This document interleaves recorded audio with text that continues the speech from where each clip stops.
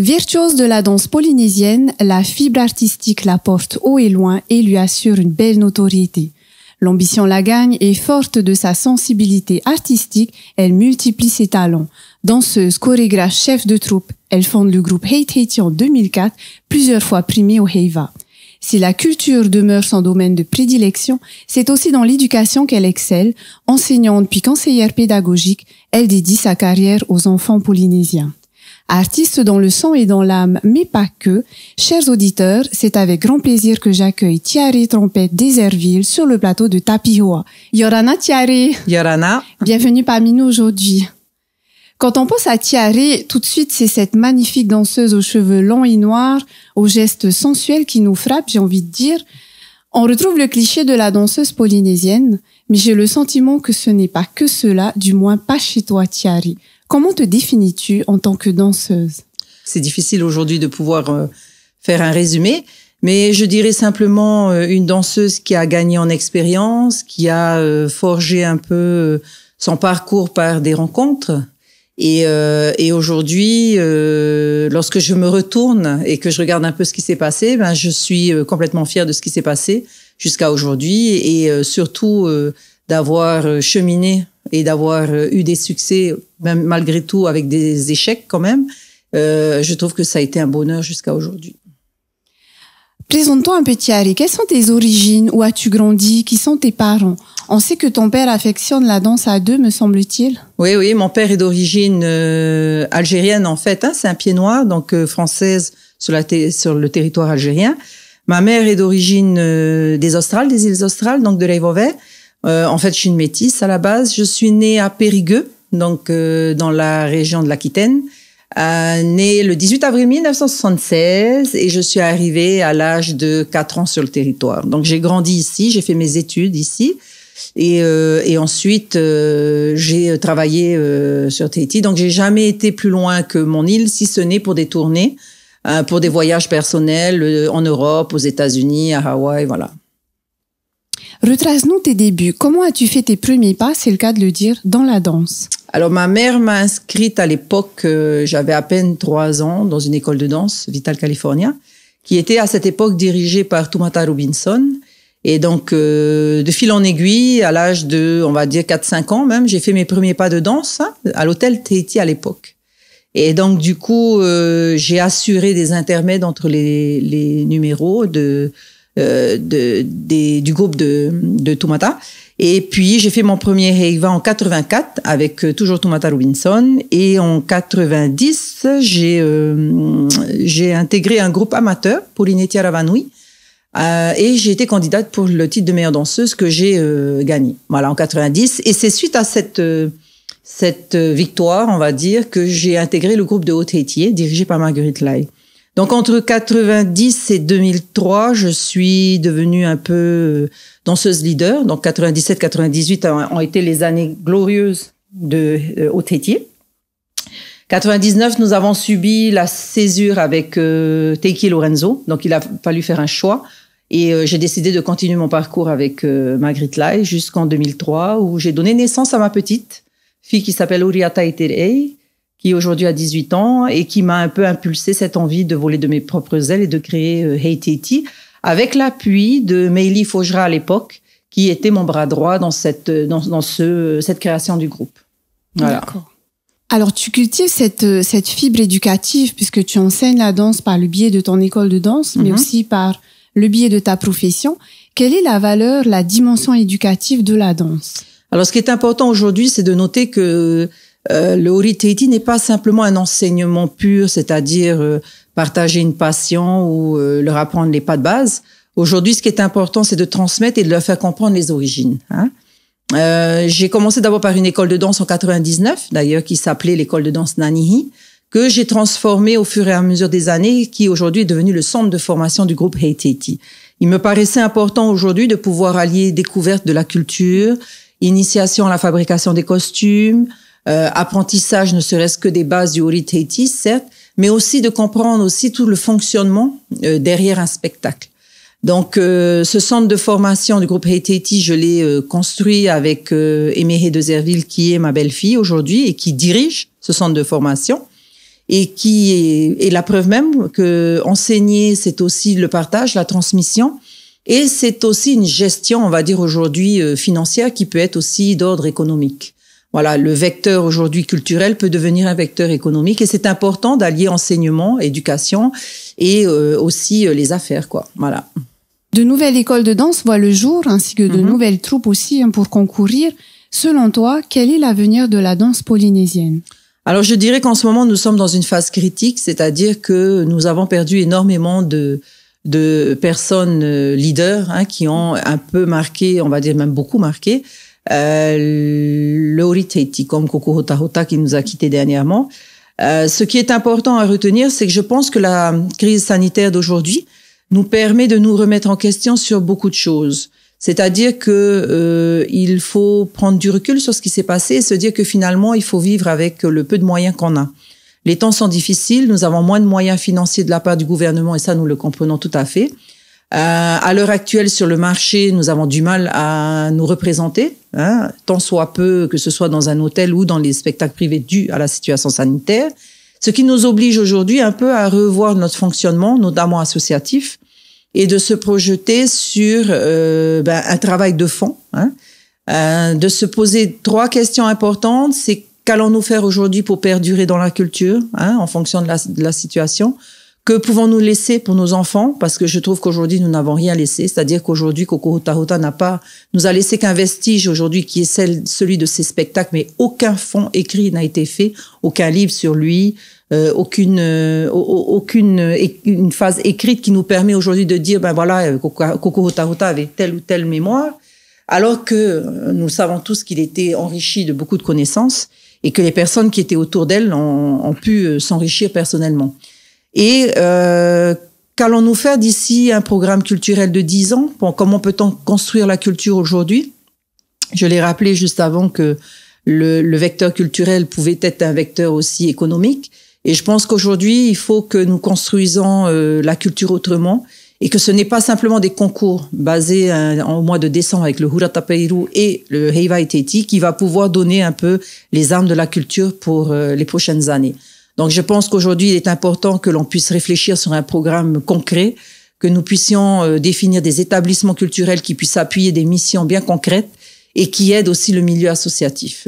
Certes, le milieu entrepreneuriat, c'est une chose aussi à développer, mais il faut rappeler aujourd'hui que l'ensemble des groupes vit sur des associations parce que c'est le concours qui nous le demande aujourd'hui et que pour nous, nous sommes un peu essoufflés du milieu associatif. Donc, je pense qu'il est temps de revoir peut-être une entité qui pourrait aider les groupes de danse actuels.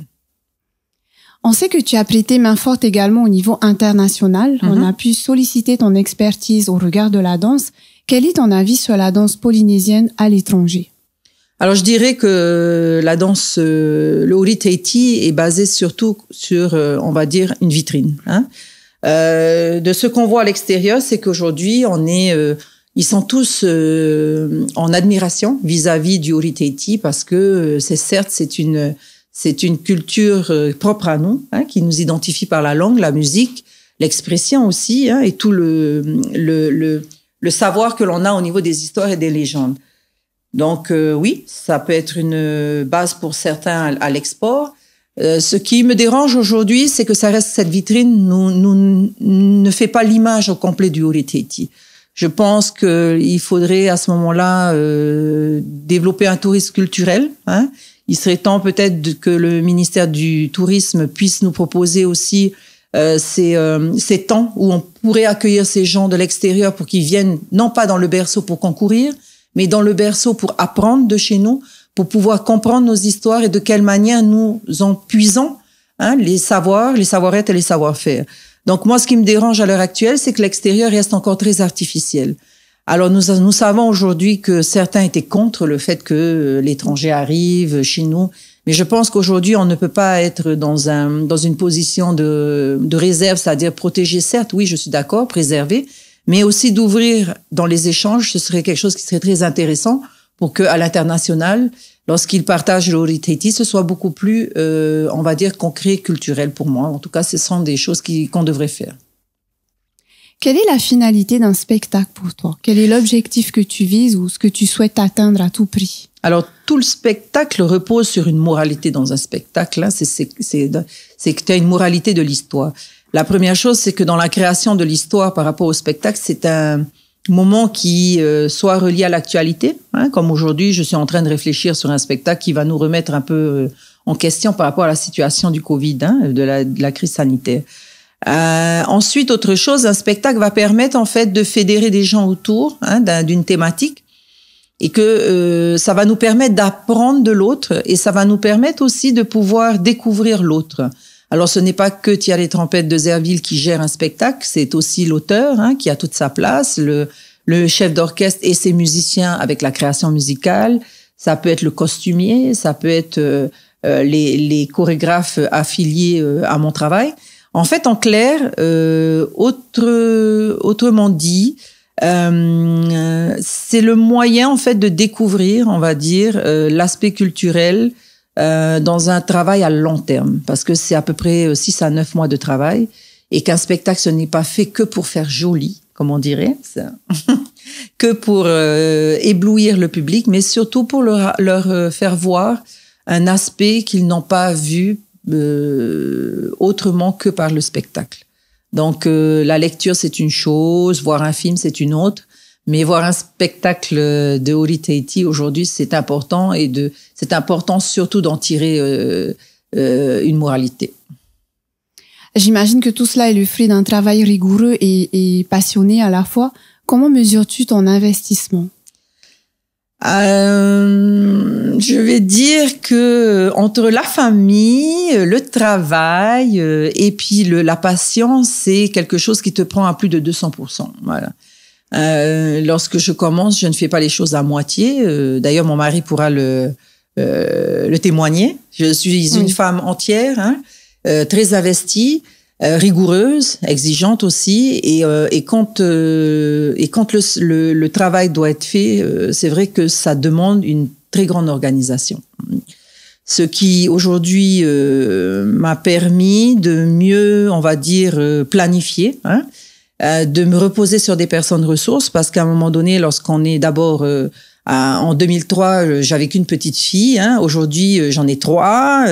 Voilà, j'ai des fonctions un peu plus importantes dans mon métier, ce qui m'oblige un peu à me reposer sur ces personnes ressources. Donc, je peux dire que aujourd'hui, être dans la culture, certes, c'est beaucoup de bénévolat, c'est beaucoup d'investissement, mais c'est quelque chose qui apporte énormément pour la personne. Notamment quand elle a envie de changer du quotidien avec le travail ou pour ma part personnellement parce que j'ai beaucoup vécu dans le côté médical avec ma petite handicapée. Donc du coup la passion est venue un peu rééquilibrer et m'apporter un bonheur là où j'avais du mal encore à compenser pour ma petite famille.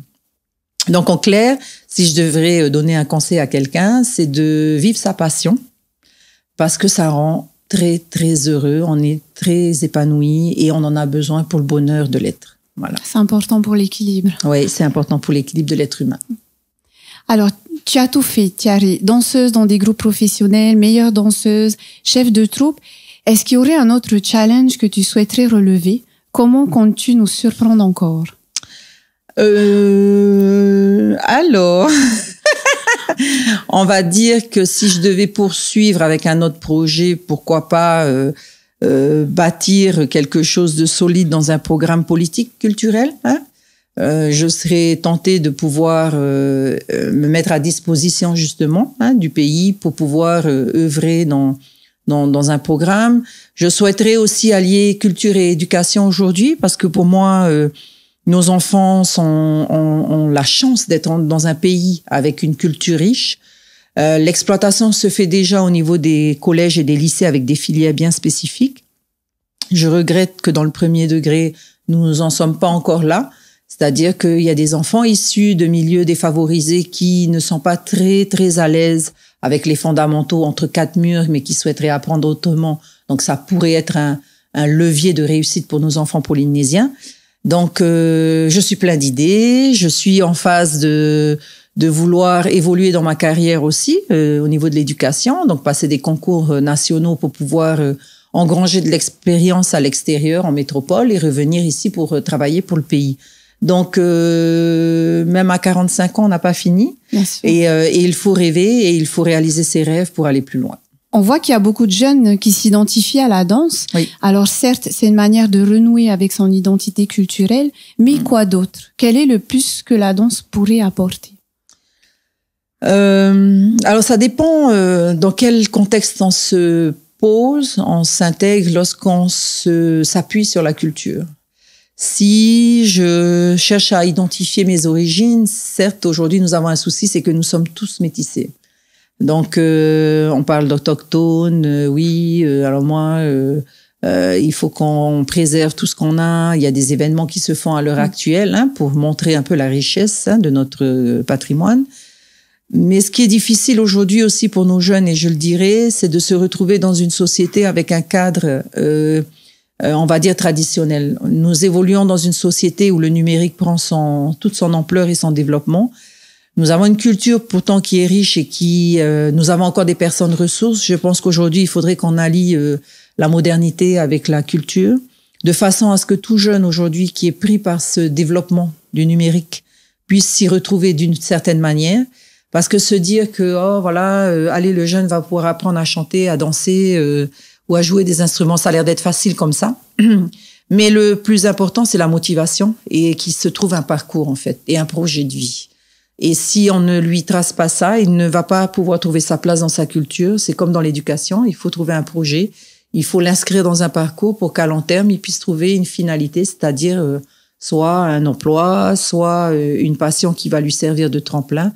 Et ça, je pense que c'est ce que nous devons réfléchir pour les années à venir pour nos jeunes. Alors, tu es fortement impliquée dans le volet culturel notamment, mais tu as aussi été élue première dauphine à Miss Tahiti en 1999. Peux-tu nous en dire plus? Alors, avant que je ne fasse l'élection de Miss Tahiti en 99, en fait, j'étais d'abord dans le mannequinat. J'ai œuvré à l'âge de 13 ans avec les professionnels de la mode, donc qui étaient Teiki et Lorenzo. Donc, j'étais l'égérie de Shop Tahiti, Aloha. À l'époque, il y avait aussi Shakok avec Daniel Divine. Nous avons aussi défilé pour des grands couturiers comme Jean-Paul Gaultier.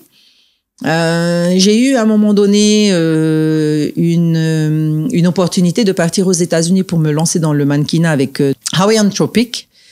Et donc, c'était en 95. Voilà, en 95, avec Timélie Baudry, on était à peu près 2 ou 3 filles repérées par des Américains, des têtes, on va dire. Et donc, j'avais la possibilité de signer un contrat de 5 ans pour m'exporter sur les États-Unis et devenir l'égérie d'une marque d'huile de mon œil. Et du coup, moi, ça m'a fait un peu peur parce que je me suis dit, waouh, qu'est-ce que je fais? J'accepte d'arrêter un peu ma petite vie ici locale, de sortir. Alors, les conditions étaient de couper un peu les ponts, de vivre avec des personnes autres de ma nationalité, de me faire lifter s'il le faut, selon l'étude du directeur de casting. Donc ça m'a fait peur. Du coup, j'ai préféré rester dans le mannequinat local parce que j'aimais bien. Et de fil en aiguille, on était à l'époque encadré par Dominique Pétras de temps en temps dans des défilés. Donc, elle nous avait repérés au sein de cette agence de mannequins. Et puis, du coup, Nathalie Feltes s'étant jetée un peu dans le bain de Miss Tahiti, du coup, ça a un peu engagé toutes celles qui étaient déjà avec Teiki et Lorenzo pour devenir des candidates potentielles à Miss Tahiti. Alors, c'est 2 choses différentes. C'est vraiment 2 mondes différents. C'est-à-dire que lorsqu'on est mannequin, on vend des produits. Donc, on utilise son corps pour pouvoir mettre en valeur ces produits. Or, quand tu es Miss Tahiti, tu es plus dans le sens inverse. C'est-à-dire tu dois mettre en valeur tes qualités et ton amour pour ton pays qui sera important pour l'international et notamment pour Miss France. Donc, c'est une expérience très enrichissante, mais qui a été un peu difficile à gérer après, sur les mois après, une fois l'élection, tout simplement parce que ça demande de la disponibilité.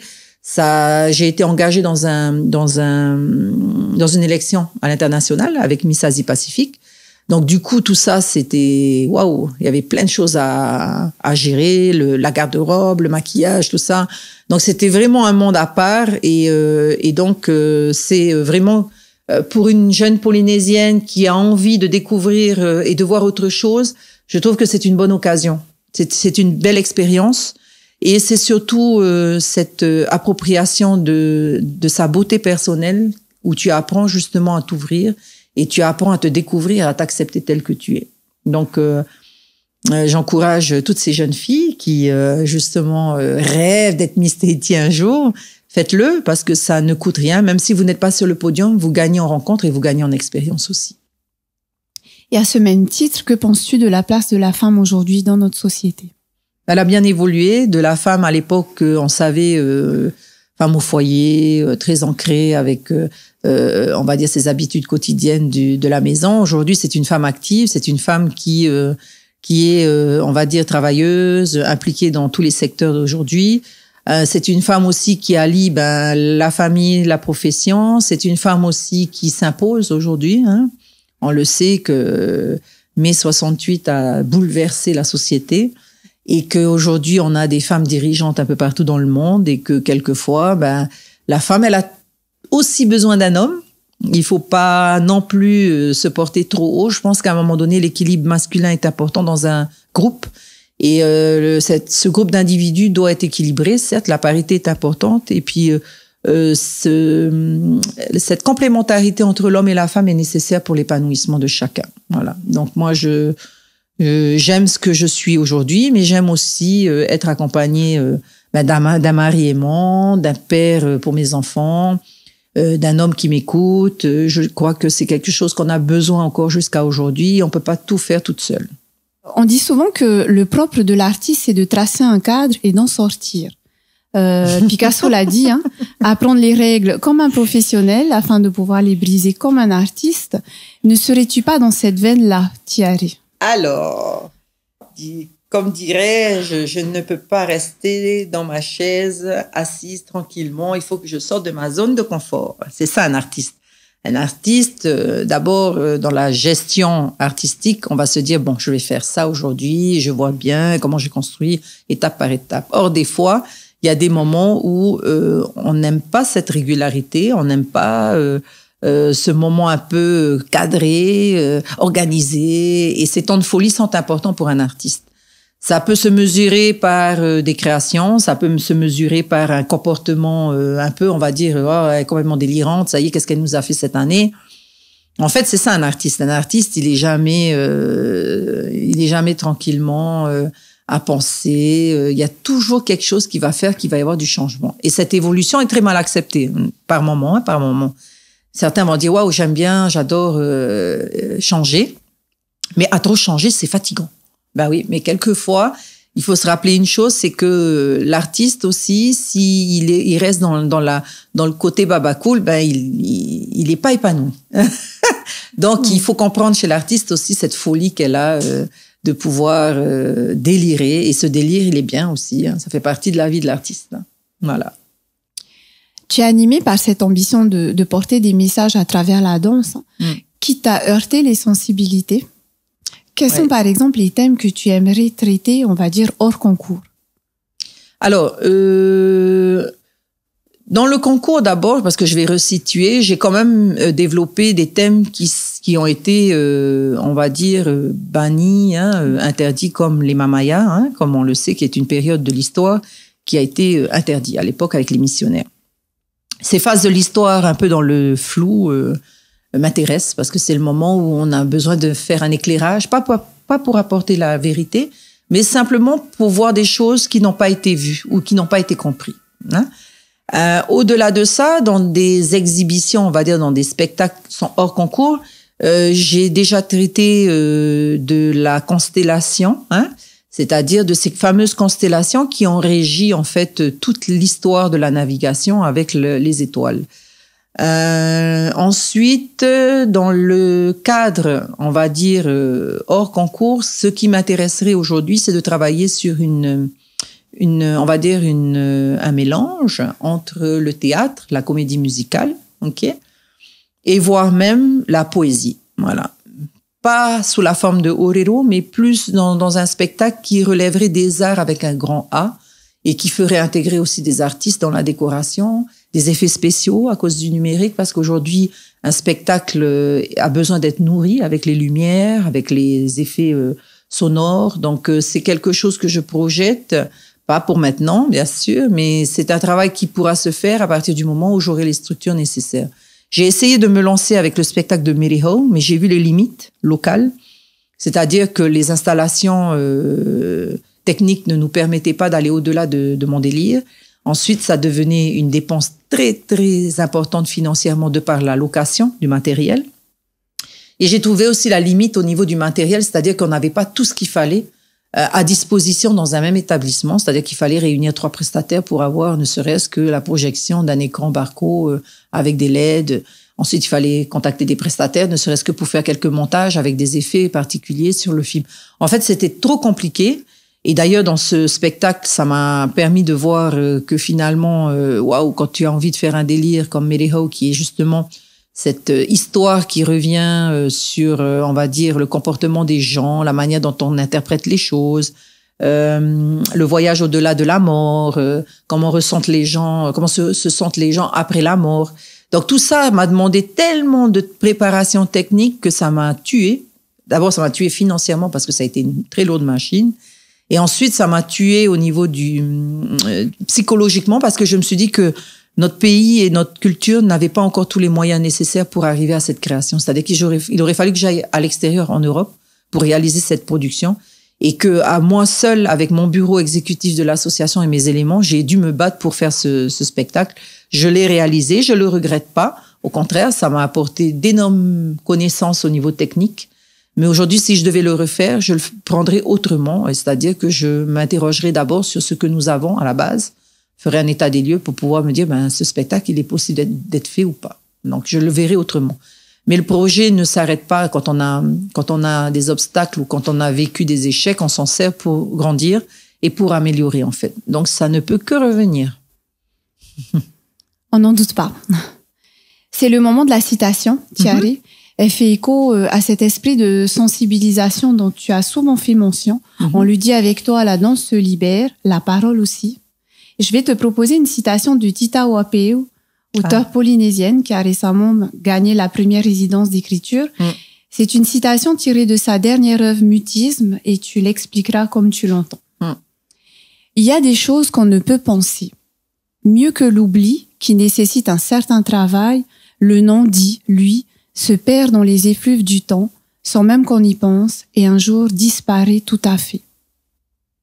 C'est lourd, hein, c'est une citation lourde parce que tout simplement le non-dit, les choses. Alors il y a 2 aspects qui me touchent profondément. C'est d'abord qu'on est un peuple basé sur l'oralité, et moi j'ai été éduquée dans un moment où il ne fallait rien dire. C'est-à-dire qu'il fallait, on te dit de faire des choses, ok, mais tu ne pouvais pas t'exprimer parce que c'était comme ça. Ensuite, le non-dit, c'est de ne pas témoigner aussi. C'est ça aussi, c'est-à-dire que cette fameuse phase de mutisme, c'est-à-dire des choses arrivent et que je suis incapable de le dire ou que je me sens pas la force de le dire. Et sur ces 2 temps, en fait, ça reste quand même de la souffrance. Parce qu'on a tous vécu peut-être à un moment donné dans sa vie et qu'il est important aujourd'hui de favoriser la parole, la communication. Il est important aujourd'hui, parfois de parler et de faire attention aussi à ce que la personne en face, quand tu communiques, est-ce qu'elle interprète bien? Est-ce qu'elle a bien compris ce que je voulais dire? Parce que ça crée aussi d'autres soucis, la communication. Et puis après, on a aujourd'hui quelque chose qui nous colle à la peau, c'est qu'on a une communication non verbale, hein, et que aujourd'hui le corps est un peu la base même de la communication, notamment dans la danse. Hein. Quand on n'arrive pas à communiquer avec des paroles, on utilise les gestes et on utilise son corps pour pouvoir exprimer. Donc moi, je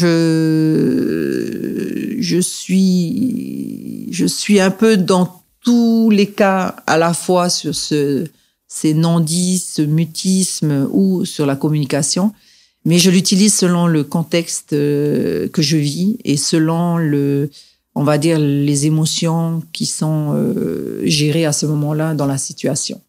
Donc, c'est personnel et c'est normal que de toute manière, Tita Wapeu, je ne sais pas dans quel état d'esprit elle l'a écrit, mais de ce que j'ai vu au niveau de sa conférence de presse et de ce qu'elle a décrit dans son livre, je pense que c'est très fort.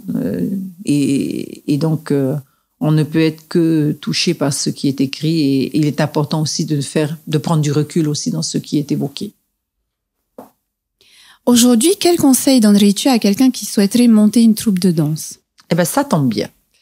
Parce que j'ai pu rencontrer une jeune artiste, d'ailleurs, qui est dans l'éducation aujourd'hui, qui s'appelle Heifanou Laflaquière, qui vient de monter son petit groupe qui s'appelle Tamo, et qui, je trouve, aujourd'hui, exprime tout à fait la jeunesse d'aujourd'hui, c'est-à-dire cette envie de partager on va dire, pas que sa passion, mais surtout cette hargne, cette énergie qu'elle et son copain ont en eux.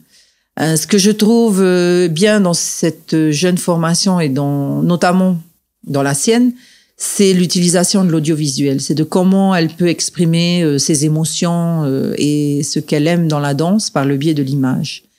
Et aujourd'hui, d'ailleurs, il n'y a pas quelques semaines que je l'ai rencontrée, je lui ai dit, écoute, si tu as besoin de quoi que ce soit, tu n'hésites pas, parce que un groupe qui a 17 ans d'expérience peut être utile aussi pour pouvoir échanger et t'apporter notre expertise, comme toi aussi, tu peux nous apporter autant de choses avec la jeunesse, avec cette connaissance qu'ils ont autre du Uriteti. Donc, je les encourage vivement à progresser. Je les encourage vivement aussi à croiser, c'est-à-dire avoir un temps aussi de découverte avec d'autres groupes, pas sur des projets, parce que c'est important aujourd'hui de pouvoir s'entraider. C'est ce que la crise sanitaire nous fait comprendre, c'est qu'on ne peut pas rester tout seul dans son coin et que aujourd'hui il est important que l'on puisse se reposer sur d'autres personnes. Donc, pour moi, je suis toute, on va dire, admirative, parce que je ne l'ai pas été à cette époque où j'ai monté mon groupe. On n'était pas dans les mêmes conditions en fait. Il fallait qu'on prouve d'abord au sein du concours du Heiva de gagner le premier prix pour être reconnu dans le monde culturel. Or aujourd'hui, on est sur un autre plan, c'est-à-dire qu'aujourd'hui, ta reconnaissance, elle peut être vue de par ton travail que tu auras fait ou de par un projet que tu auras réalisé. Et ça, je trouve que c'est important qu'on reconnaisse ces petites troupes et qu'on les aide surtout. Je trouve qu'il n'y a pas suffisamment d'aide alliée à ces jeunes formations. Je trouve qu'ils se débrouillent comme ils peuvent et ils sont pleins de projets, pleins de rêves. Et c'est à nous, les anciens, à pouvoir leur apporter notre expertise et notre aide. Donc, c'est un message adressé aux jeunes troupes. Quelle est la personne qui t'a épaulé et guidé dans cette aventure culturelle? Toutes celles que j'ai rencontrées, ça a commencé d'abord avec Tumata, dès mon plus jeune âge. Ça a été aussi Teharauk, qui faisait partie du groupe de Tumata. Ça a été Marguerite Lai et Linda Ratina Sami. Ça peut être aussi nos chorégraphes qu'on a rencontrés. En fait, il y a pas qu'une personne, mais toutes ces personnes, jusqu'au simple danseur, à la simple maman de la danseuse qui arrive et qui passe son temps auprès de nous. Ça peut être aussi le chanteur, le costumier. En fait, pour moi, toutes les personnes que j'ai rencontrées sur mon chemin m'ont permis de me forger aujourd'hui. Et ça peut être aussi des gens de ma famille, mon frère, mes 2 frères, ma sœur, mon mari, ma maman, mes parents. En fait, toutes les personnes qui font partie de ton espace vital. Après, ça peut être aussi des personnes que tu as vues dans une histoire aussi. Ça peut être aussi ce temps de réflexion autour d'une légende qui t'a porté et qui te dit, tiens, cette histoire, je me reconnais dedans, je me projette, voilà. Donc, pour moi, c'est tellement grand que, voilà, ils sont tous à l'honneur avec moi, à me porter et à me soutenir. Difficile d'en citer une. Ouais. Tiare, tu es aussi maman. Et on ne peut qu'être en admiration devant le combat que tu mènes face au handicap avec l'une de tes jumelles, Natihire. Quel est le message que tu peux adresser à ces familles, aux mères qui, comme toi, accompagnent un de leurs proches dans leur quotidien? Alors ça, c'est un monde un peu particulier que j'ai découvert dès la naissance de ma petite. À partir du moment où elle est née, jusqu'à son accompagnement, maintenant qu'elle est dans le monde de l'éducation par sa prise en charge dans sa scolarité. Je trouve que moi, j'ai la chance d'être une femme qui est battante, énergique. Donc, je me suis battue dès la naissance pour ma petite. J'ai dû suivre aussi des thérapies parce que porter ça, c'est pas évident. Donc, on n'a pas, à cette époque, en 2009, quand elle est née, je n'avais pas de structure réelle, pour accompagner la maladie ou pour accompagner psychologiquement les parents. Mais on va dire, dans l'accompagnement et la prise de conscience en tant que maman d'un enfant handicapé, nous n'avons rien. Hein, ça, il faut le dire. Alors du coup, je me suis rabattue un peu sur des blogs, sur des forums. Donc c'est Internet un peu qui m'a beaucoup nourrie à ce moment-là. Ensuite, c'est la rencontre avec les malades à l'extérieur qui m'a fait prendre conscience que finalement, ce que ma fille n'est peut-être qu'une minorité comparée à d'autres enfants qui sont beaucoup plus atteints. Au-delà de ça, c'est une bataille financière parce que lorsque l'on évacue son enfant à l'extérieur, c'est un salaire en moins, c'est un changement de vie, la famille est séparée pendant des années. Donc, c'est beaucoup de courage, beaucoup de prières. Et à la fin du compte, tu te dis, waouh, quel parcours. Et je me demande comment les autres parents font. Alors après, quand j'essaye de comprendre et sur le net d'apprendre qu'il y a des enfants qui partent en Evasan avec leurs parents, moi, tout ce que je peux faire, c'est leur apporter une aide financière ou de les contacter, de leur dire, écoutez, si vous avez besoin d'aide, n'hésitez pas, on peut vous parler de ce que c'est l'évacuation sanitaire, on peut vous expliquer en gros ce qui se passe à l'extérieur que tu n'es pas prêt encore à entendre ou à faire face.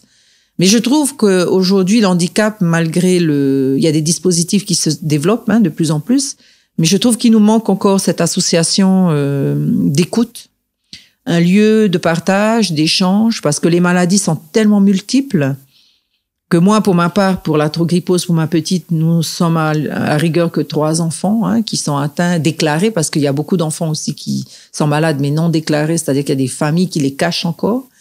Et je trouve qu'il manque encore ce lieu d'échange qui va permettre aux parents de se retrouver et de trouver peut-être des réponses à leurs questions, parce que souvent, Internet, pour nous, c'est notre seul moyen à l'heure actuelle. Or, des fois, la parole et la présence permet un peu de se rassurer que la toile, c'est pas suffisant. Et au-delà de ça, je dirais aussi que c'est un combat et l'inquiétude du parent aujourd'hui, c'est de se dire, waouh, si je dois disparaître un jour, est-ce que ma fille sera dans de bonnes conditions? Donc aujourd'hui, je suis très heureuse pour elle parce qu'elle a trouvé son équilibre. Elle est en train de faire un gros travail sur elle avec un suivi psychologique pour accepter son handicap. Les accompagnements, on va dire, médicaux se font de plus en plus pour elle. Donc, ça veut dire qu'on a une expertise beaucoup plus pointue. Merci à la CPS, merci au corps médical. Merci aussi à l'éducation de l'accueillir telle qu'elle est, parce qu'aujourd'hui, nous avons l'accès et nous avons aussi un moyen supplémentaire pour l'accompagner dans ses déplacements. Et je dirais merci aux professeurs aujourd'hui, puisqu'elle est au collège, de pouvoir l'accueillir telle qu'elle est. Et merci aux enfants, parce que les enfants ont besoin aussi de changer le regard face à l'handicap. C'est un gros travail aujourd'hui, c'est qu'ils sont pas prêts encore, ces enfants, mais je pense que plus ils seront en contact avec les handicapés, plus ils apprendront à vivre avec d'autres personnes qui ne sont pas comme eux, mais qui peuvent vivre comme eux. Voilà. Donc, j'ai hâte de pouvoir continuer à développer cet engagement avec ma fille. Quels sont tes projets dans un avenir proche? Alors d'abord, c'est de pouvoir évoluer dans ma carrière professionnelle. Donc là, je me prépare à 2 concours nationaux, principal de collège et inspecteur du premier degré. Certes, on peut me dire que waouh, elle est gourmande. Mais c'est l'ambition. Ouais, c'est mon ambition. Et puis ça fait déjà 2 ans que je suis sur la préparation du concours principal de collège parce que c'est un domaine que je ne maîtrise pas trop. Donc il me faut encore de la formation. Et au-delà de ça, pour compléter, je suis devenue présidente de l'APE du collège de Tipperary, tout simplement pour acquérir encore plus de connaissances vis-à-vis du fonctionnement du collège et de voir aussi quelle peut être aussi l'entrée, on va dire, sur l'école du bonheur, on va dire, parce que l'école doit être un centre qui fournit du bonheur aux enfants, au personnel enseignant, au personnel technique. Au-delà de ça, l'inspectorat, pour moi, c'est autre chose. Le premier degré, ça a été mon premier milieu professionnel dans lequel j'ai excellé. Pour moi, le premier degré aujourd'hui, c'est un autre monde. C'est-à-dire que c'est le socle même de la construction de l'enfant avant qu'il rentre dans le second degré.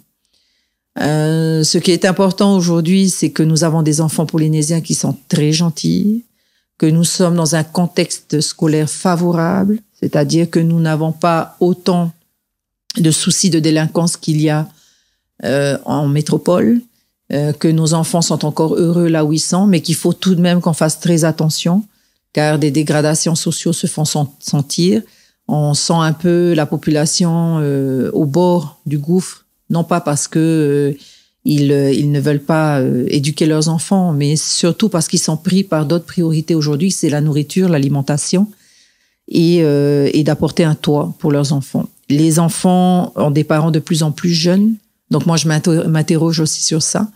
Et puis au-delà de ça, quand on voit une évolution de carrière, c'est qu'on se dit qu'on a envie d'apporter plus pour son pays et que si on peut mettre ses compétences et ses connaissances à disposition et d'acquérir justement de l'expérience avec d'autres personnes de la fonction haut gradée, ben il faut en profiter. Je pense que c'est le moment. On sent de toute manière personnellement que l'on peut le faire et on arrive à un moment donné où on se dit bon c'est maintenant et c'est pas autrement. Et pour moi, il est temps aujourd'hui. 2021 a été depuis 2020, 2021 a été 2 années assez dures parce qu'on a été ébranlé par cette crise sanitaire. On a été ébranlé aussi personnellement parce qu'on a été privé de nos libertés. Donc, de rester chez soi, de trouver un autre rythme de vie, ça a été une sacrée réorganisation.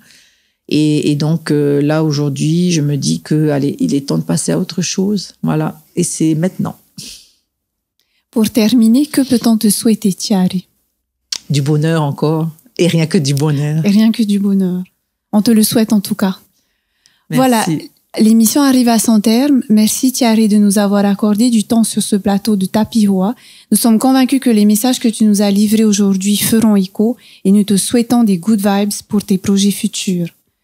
Tiari, tu incarnes un visage de la danse, un geste, un pas, un spectacle, une énergie. Et oui, tu l'auras été et tu l'es encore, une source d'inspiration pour plus d'une. Mais au-delà de ça, tu représentes un exemple exaltant d'une femme combative, un exemple qui porte haut l'exigence de la femme, mais aussi de la mère engagée que tu es. Merci Tiari. Merci à vous. Voilà, chers auditeurs, c'était Vera pour l'émission Tapihoa Spéciale Culture. On se dit à très bientôt. Nana!